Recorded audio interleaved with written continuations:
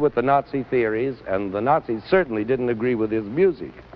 So this opera about Matisse the painter was his way of protesting. And in it he solved Grünwald's problem as well as his own by deciding that an artist is also a citizen and a fighter, only his way of fighting is by practicing his art, by creating beauty in his own way, even if it means leaving his country forever, which Hindemith finally did in 1938. Now, what we're is certainly not that whole opera, but 3 orchestral sections that Hindemith took from it and put together to form 3 movements of a symphony. Each of these movements has a title, which is copied from the titles of 3 famous pictures that Matthias Grünwald painted to adorn the altar of the church at Isenheim. The first picture and the first movement of the symphony is called Engelkonzert, or Angel Concert, Concert of Angels. You see how light and lovely it is. There are the Virgin and Child being serenaded by a band of angels, shining angels, all in white and crimson and gold. I hope you can see that clearly. It's all radiant with sweetness and gladness, and of course so is the corresponding music by Hindemith. It's a charming, lively, and very tonal piece of music, again in the key of G. In fact, the very first chord you hear in this Angel Concert is a pure G major triad.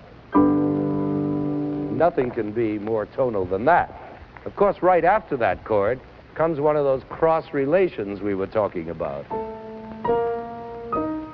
That B flat crosses against the B natural, which is in the chord. That's the cross relation. But it doesn't disturb the tonality. It's in G. In fact, this first movement of Matthias der Maler is one of the clearest, most appealing pieces Hindemith ever wrote.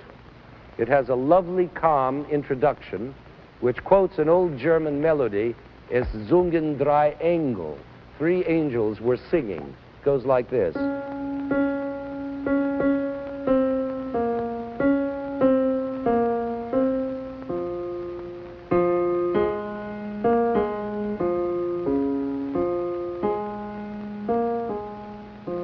Rather like Silent Night.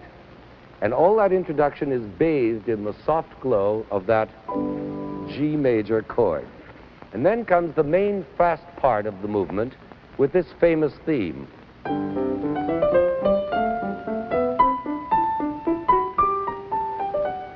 And all the other tunes in the movement are equally charming and jolly and rhythmic and dancey.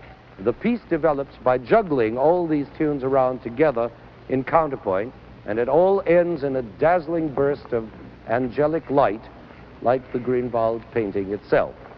Here now is the first movement of Hindemith's symphony, Matthias der Maler.